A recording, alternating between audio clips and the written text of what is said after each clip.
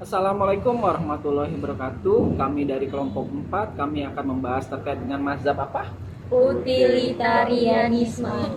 Oke, itu adalah mazhab yang akan kami bahas, yang dimana mazhab ini adalah tugas dari Bapak dosen Dr. Handas Dadang Sumarna, yang dimana mudah-mudahan ini bisa bermanfaat untuk kita semua. Dan di kelompok 4 dengan saya sendiri yaitu Dede Rahman, lalu ada selanjutnya. Saya Nurintiani Arsakari, lalu dengan Saya Ikhlas Mauliyah. saya Nasia. Dan saya Muhammad Adinia Rahman. Ya, itulah dari kami kelompok 4. Ya, semoga tadi yang seperti saya sampaikan bahwa mazhab ini berguna untuk kita semua dan bermanfaat untuk orang banyak. Berikut penjelasan singkatnya. Analisa sejarah dan perkembangan teori ini terhadap hukum Indonesia merupakan salah satu aliran pemikiran hukum yang penting dalam filsafat. Aliran ini menempatkan kemanfaatan atau kebahagiaan sebagai tujuan utama hukum. Artikel ini akan menganalisa sejarah perkembangan teori ini dan relevansinya terhadap sistem hukum di Indonesia.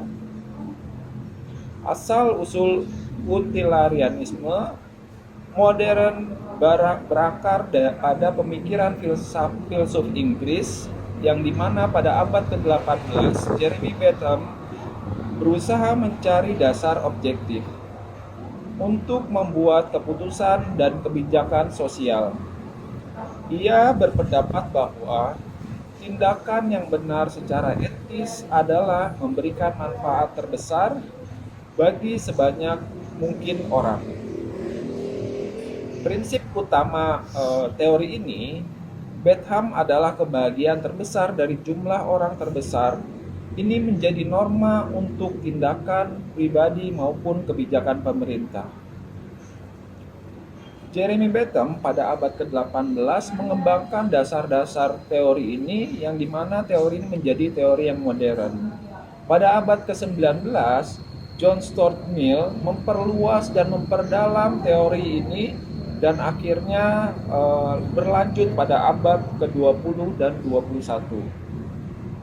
Teori ini terus berkembang dan mempengaruhi pemikiran hukum dan etika konsep utama teori ini.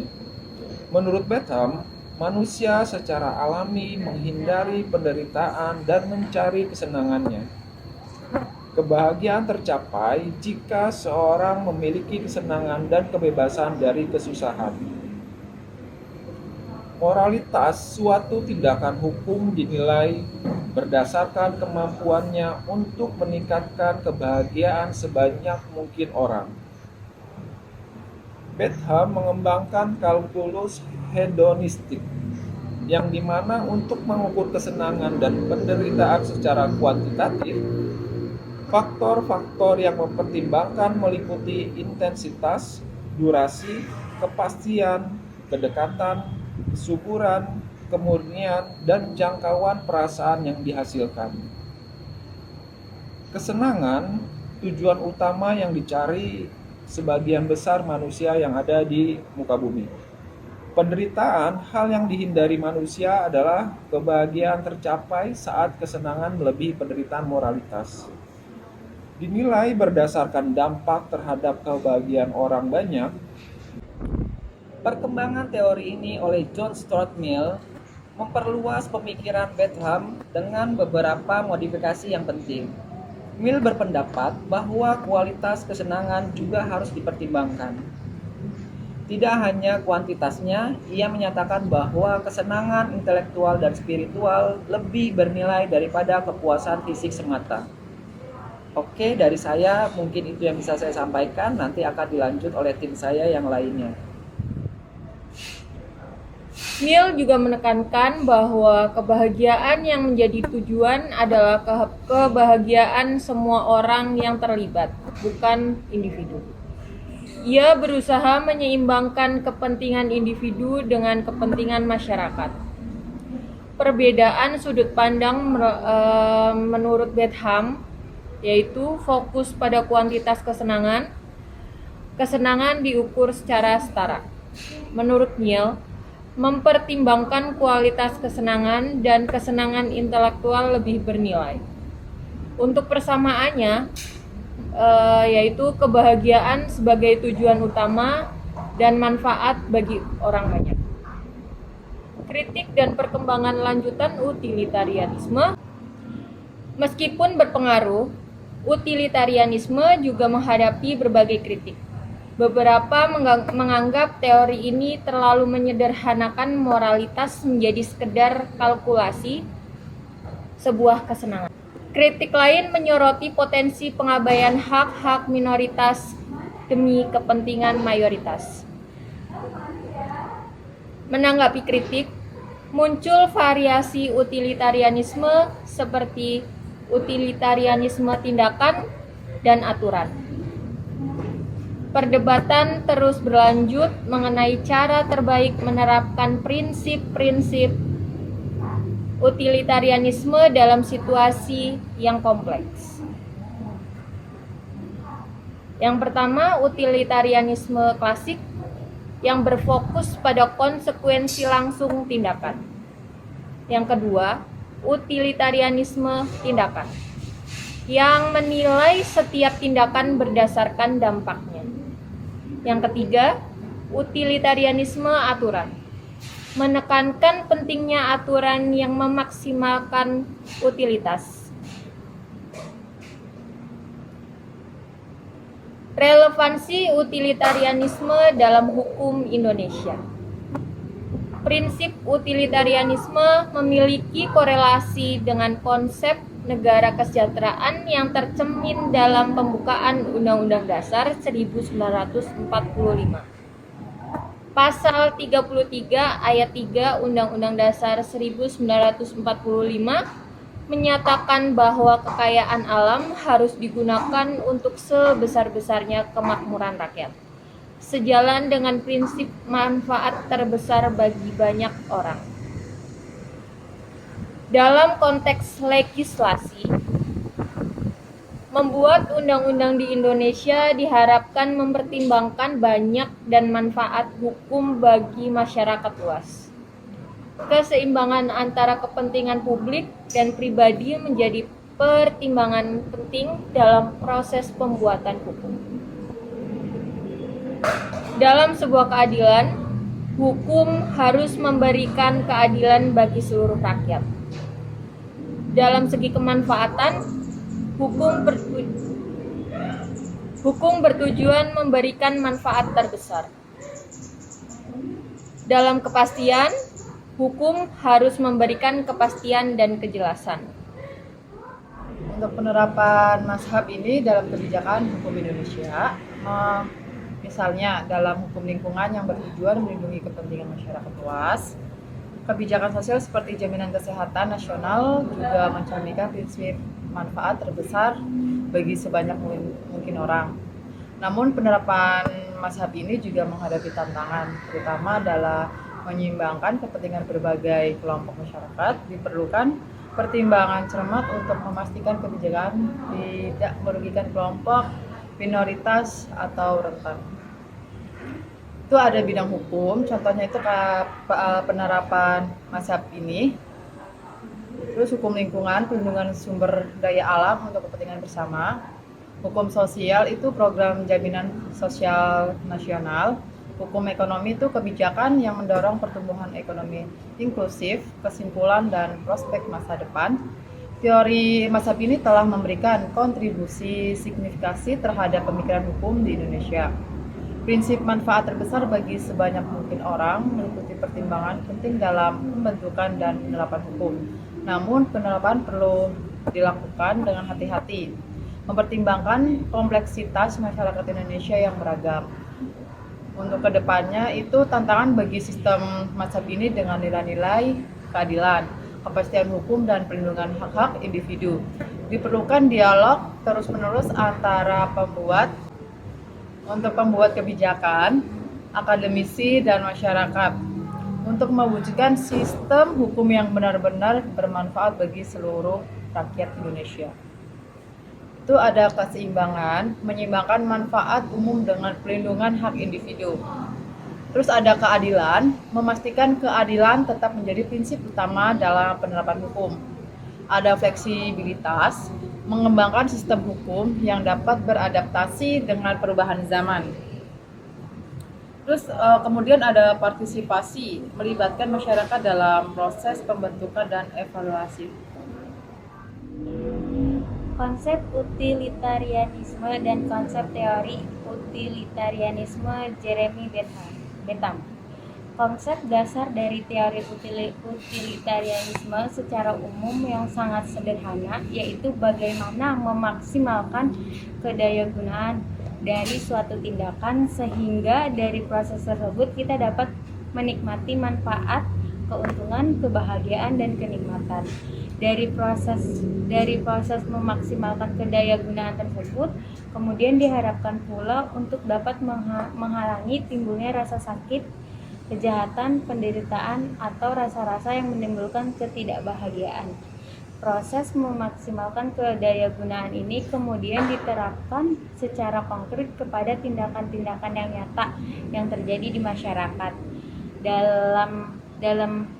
Dalam implementasinya, konsep-konsep utilitarianisme ini akan mendasarkan penilaian kepada pertanyaan apakah tindakan tersebut memberikan kegunaan atau kemanfaatan bagi diri saya.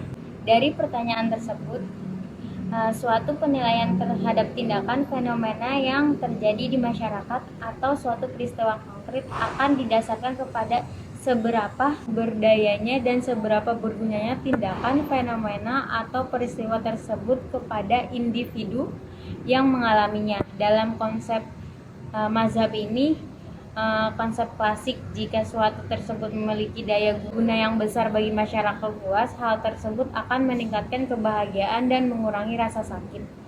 Jeremy Bentham dalam konsep utilitarianisme ini menggambarkan bahwa jika suatu peristiwa penting secara moral bagi seseorang, kita dapat melakukan perhitungan mengenai siapa yang akan dipengaruhi oleh tindakan tersebut dan seberapa besar pressure dan pain yang dapat ditimbulkan bagi mereka yang terkena dampaknya. Selanjutnya, kita dapat memilih tindakan yang mengoptimalisasikan kebahagiaan atau mereduksi rasa penderitaan. Dalam teori utilitarianisme ini, Jeremy Bentham mempercayai adanya proses untuk memaksimalkan kedayagunaan, di mana memaksimalkan kegunaan tersebut dianggap secara dengan memaksimalkan kebahagiaan, manfaat, keuntungan, dan kenikmatan bagi sebanyak-banyaknya orang. Begitu pula memaksimalkan kedayagunaan dianggap setara dengan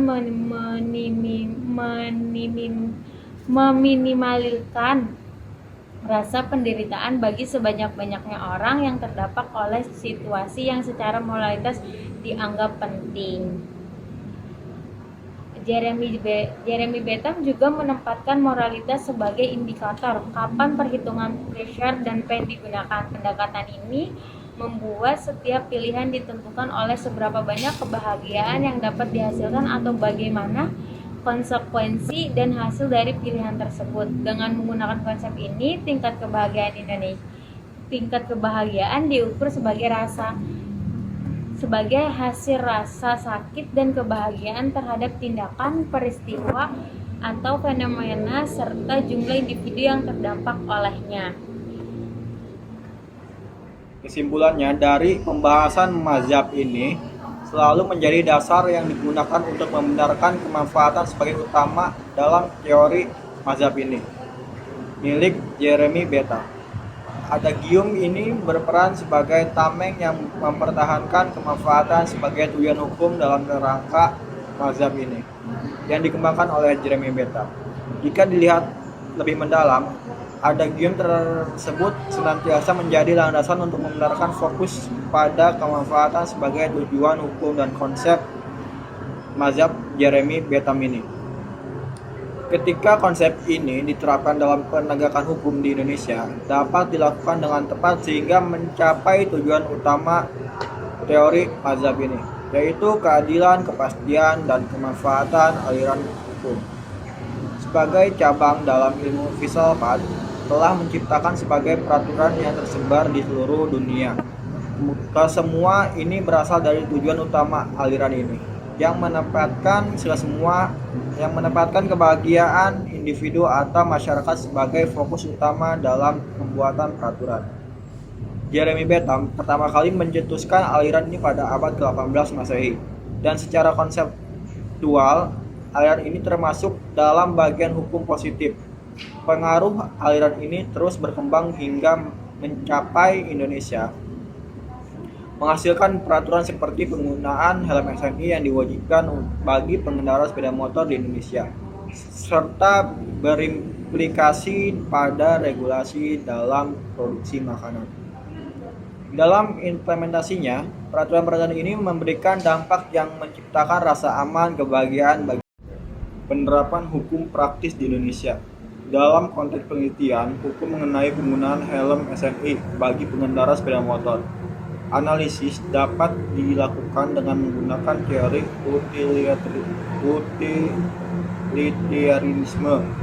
Pernyataan mendasar adalah apakah kewajiban menggunakan helm SNI sebagai diatur dalam Undang-Undang Nomor 22 Tahun 2009 tentang Lalu Lintas dan Angkutan Jalan memberikan manfaat kepada pengendara di jalan raya.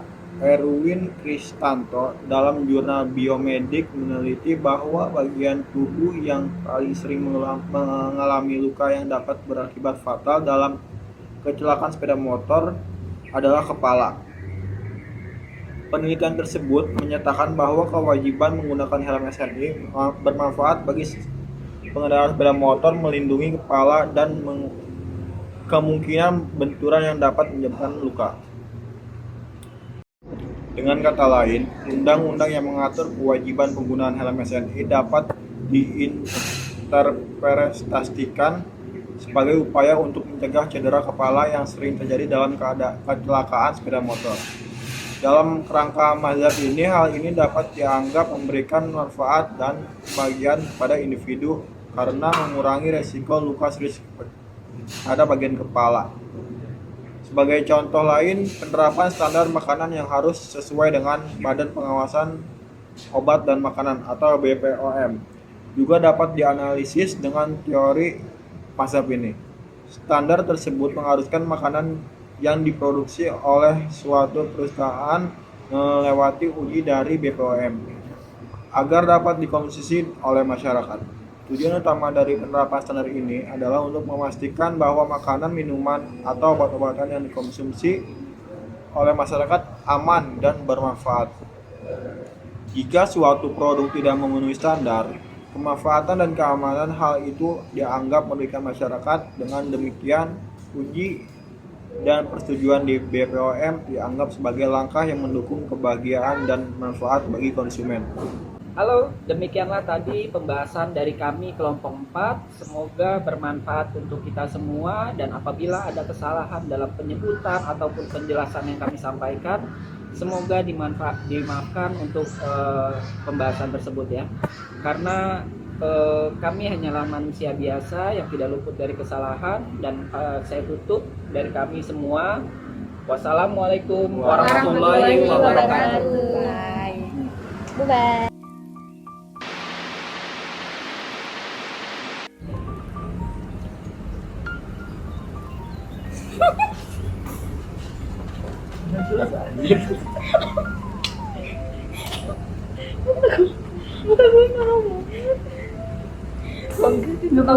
Masukin aja, Win. Ayo. Apa gue merah banget ya Allah. Ayo, bisa udah.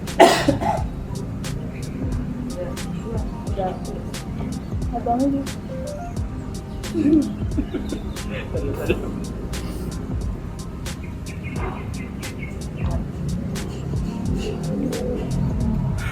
Setengah doang apa? Kalau nggak positif dulu, yang pakai burung di belakang. Gue kalau Udah pas benar. nanti kelihatan pendek. Ya. Ayo, saya bisa.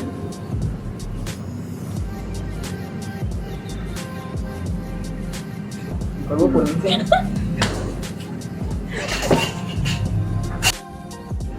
Halo. Demikianlah tadi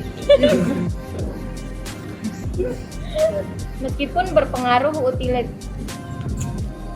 Cut ya.